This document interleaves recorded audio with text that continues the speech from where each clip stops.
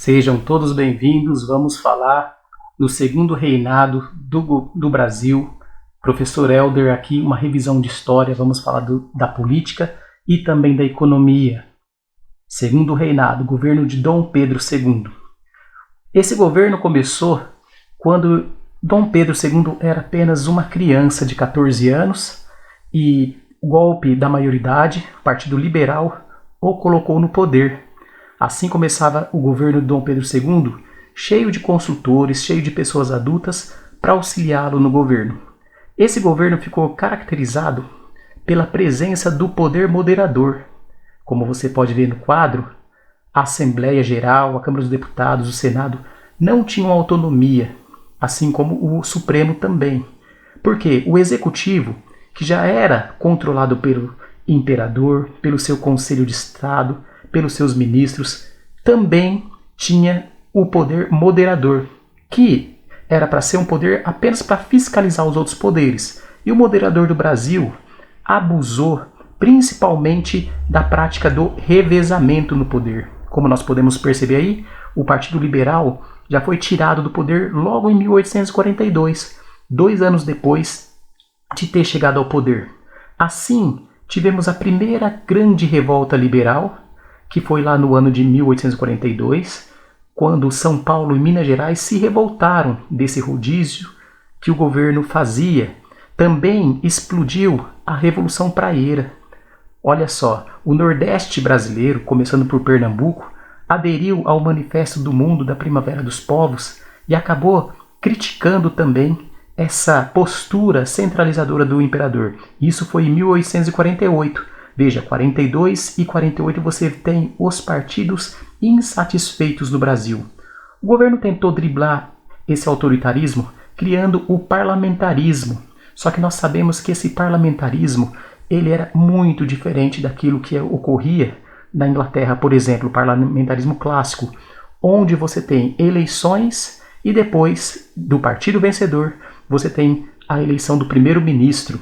No Brasil era o contrário. O imperador ele nomeava primeiro o presidente de conselho de ministros e depois que ocorriam as eleições. Assim, o parlamentarismo do Brasil foi chamado de parlamentarismo às avessas, por ser contrário, uma inversão do parlamentarismo clássico que teve início na Inglaterra. Também nós podemos destacar neste período a Lei Eusébio de Queiroz, que colocava fim ao tráfico negreiro. Para compensar a perda dos grandes latifundiários, 2 semanas depois o governo lançou a Lei de Terras. Ou seja, ele tira o tráfico negreiro devido às pressões inglesas, mas depois ele compensa os grandes latifundiários com a Lei de Terras, que garantia então a posse de terra nas mãos dos grandes latifundiários. Por quê? Segundo a Lei de Terras, as terras só poderiam ser agora concedidas por meio de compra. Como o Brasil tinha grande parte de escravos, a desigualdade era muito grande, você garantiria a posse da terra para os grandes latifundiários. Mas a Lei Eusébio de Queiroz, de 1850, foi importante para abolir o tráfico negreiro. Na economia, nós temos o destaque para o café. Nós podemos ver na imagem imigrantes trabalhando na lavoura de café no Brasil.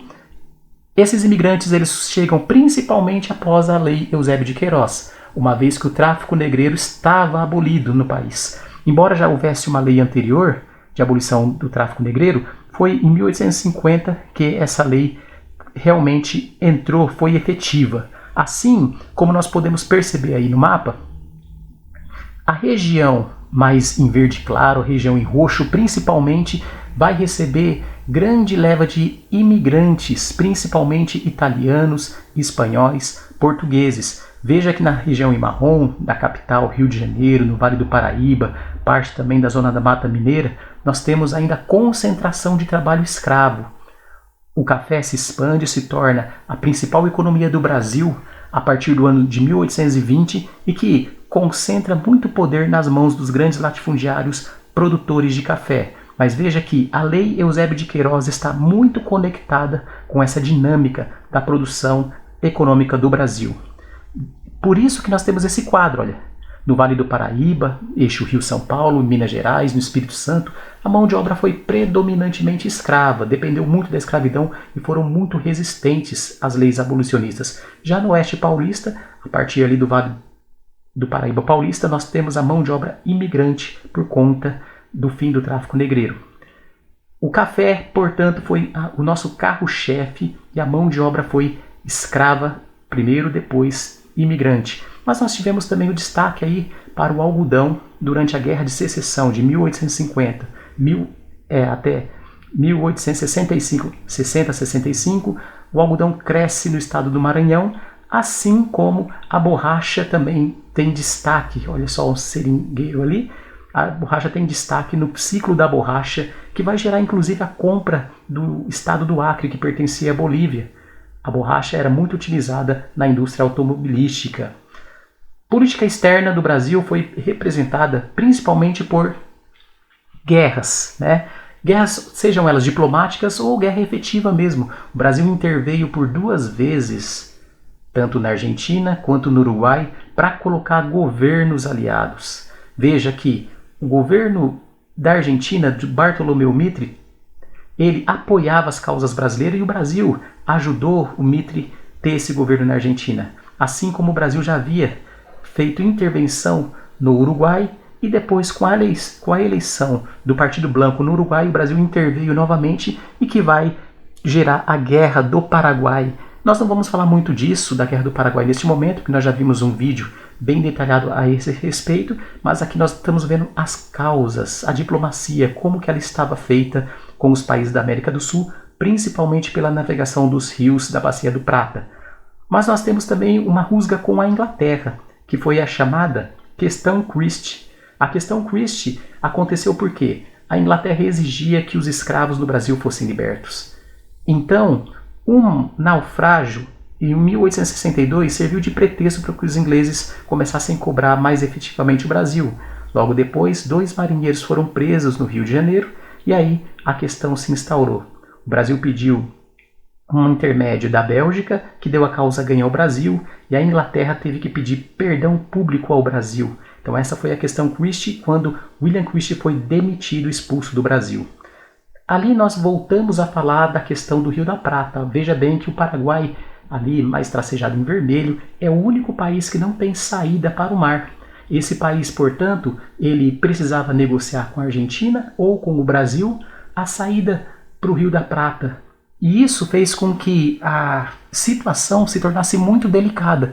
O Paraguai não queria depender desses 2 gigantes. O Paraguai tinha certa autonomia, só que era um país pobre, era uma ditadura, certa autonomia em relação à sua economia de produção de erva mate. E isso gerou todo aquele conflito que vai gerar, inclusive, o extermínio de 60% da população paraguaia.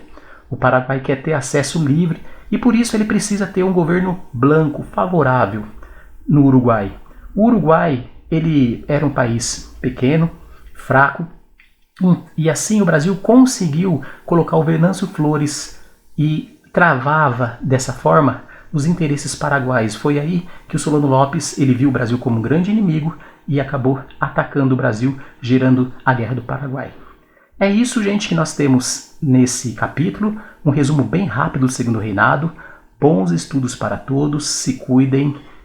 Até a próxima. Beijo do coração.